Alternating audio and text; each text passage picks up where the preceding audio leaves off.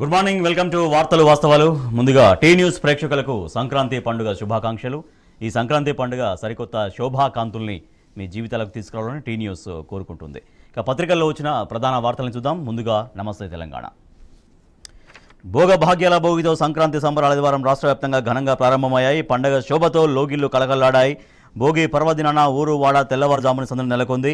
ఏడాదంతా సుఖ శాంతులతో ఉండాలని భోగి మంటలు వేశారు. హైదరాబాద్ శిల్పారామంలో గంగిరెద్దుతో హరిదాసులు సందడి చేసినటువంటి ఫోటో మనం చూస్తున్నాం. హైదరాబాద్లో కరెంటు కోతలు 2 గంటలు కోతలు ఉండే అవకాశం స్వయంగా వెల్లడించిన టీఎస్ఎస్పీ డీసీఎల్ సీఎండీ కొద్దిసేపటికే ట్వీట్ డిలీట్ చేసి మరో ట్వీట్ సోషల్ మీడియాలో షేర్ చేసిన నెటిజన్లు కాంగ్రెస్ రాకతోనే కోతలు అని సెటైర్ల వర్షం. కర్ణాటకలోనే కరువు, తెలంగాణకి ఏం ఆదరువు. ఆల్మట్టిలో ఉన్నది 56 టీఎంసీలే. నారాయణపూర్లోనూ అంతంత మాత్రమే నీళ్లున్నాయి.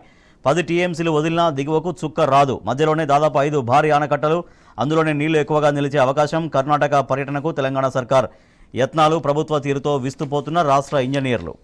మా వాళ్ళ జోలికొస్తే సహించం, రాజకీయ హింసను చూస్తూ ఊరుకోబోం. మల్లేష్ యాదవ్ హత్యపై విచారణ జరిపించాలి. హత్యను భూ వివాదంగా చిత్రీకరించే యత్నం. గండ్రావుపల్లిలో హత్యకు గురైన బీఆర్ఎస్ కార్యకర్త కుటుంబానికి కేటీఆర్ పరామర్శ. పార్టీ తరపున 5 లక్షల చెక్ అందజేసి భరోసా కల్పించిన బీఆర్ఎస్ వర్కింగ్ ప్రెసిడెంట్. గుండెపోటుతో ఆటో డ్రైవర్ మృతి. ఉచిత బస్సు స్కీమ్తో గిరాకీ లేక దిగులు, ప్రభుత్వమే బాధ్యత వహించాలి అంటూ ఆటో డ్రైవర్స్ యూనియన్స్ డిమాండ్ చేస్తున్నాయి. మేడిగడ్డపై ఎందుకింత జాప్యం? విచారణ పేరిట కాలయాపన. పిల్లర్ పునరుద్ధరణ పనుల్లో నిర్లక్ష్యం. క్రాప్ హాలిడేపై రైతుల ఆగ్రహం. అన్నదాతకు కాళేశ్వరం ప్రాజెక్టుతోనే భరోసా. పంటలకు నీళ్లివ్వలేని దుస్థితిలో ప్రభుత్వం ఉంది. యాదగిరిగుట్టలో భక్తుల రద్దీ, అలాగే ఐనవోలుకు పోటెత్తిన భక్తజనం. సంక్రాంతి పర్వదినాన్ని పురస్కరించుకొని ఆలయాలని భక్తులతో కిటకిటలాడుతున్న ఫోటో మనం చూస్తున్నాం. రాహుల్ బస్సు తెలంగాణదే. భారత్ జోడో యాత్రకు తెలంగాణ బస్సు. ఏఐసీసీ పేరుతో TS09 GF 8055 ఖైరతాబాద్ ఆర్టీఓల రిజిస్ట్రేషన్. తండ్రి పేరు స్థానంలో సుధగోని లక్ష్మీనారాయణ గౌడ్. ఏఐసీసీ వ్యయాన్ని మోసేది తెలంగాణ కాంగ్రెస్సే. రాహుల్ గాంధీ యాత్ర కోసం తెలంగాణ నుంచి కొనుగోలు చేసిన బస్సు. పెట్టుబడుల సాధనే లక్ష్యం. రాష్ట్రంలోని సానుకూలతల్ని WFలో చాటి చెప్తాం. 70 కంపెనీల ప్రతినిధులతో సమావేశమవుతుంటూ మంత్రి శ్రీధర్ బాబు వెల్లడించారు. ఎన్నికల తర్వాత కాంగ్రెస్ సర్కార్ పతనం. బీఆర్ఎస్కు టచ్లో చాలామంది కాంగ్రెస్ ఎమ్మెల్యేలు అంటూ బీజేపీ ఎంపీ బండి సంజయ్ సంచలన వ్యాఖ్యలు చూస్తున్నాం.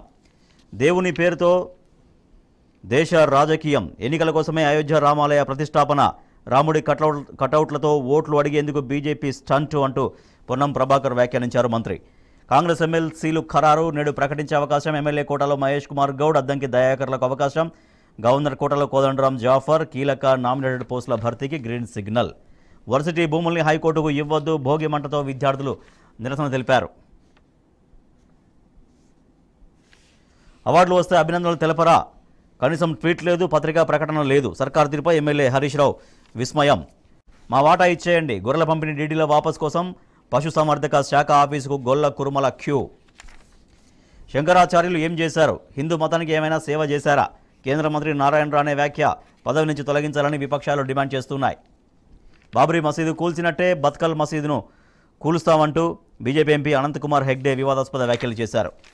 Telangana today power cuts back in Hyderabad అని ఒక వార్త చూస్తున్నాం. పవర్ కట్స్ సంబంధించి రోజు 2 గంటలు పవర్ కట్స్ ఉండొచ్చు అంటూ టీఎస్ఎస్పీ డీసీఎల్ సీఎండీ చేసిన ట్వీట్కు సంబంధించినటువంటి వార్త ఇది చూస్తున్నాం. 70 day feet begins at Ayodhya అని ఒక వార్త చూస్తున్నాం. రైట్, ఇవి పత్రికల్లో వచ్చిన ప్రధాన వార్తలు.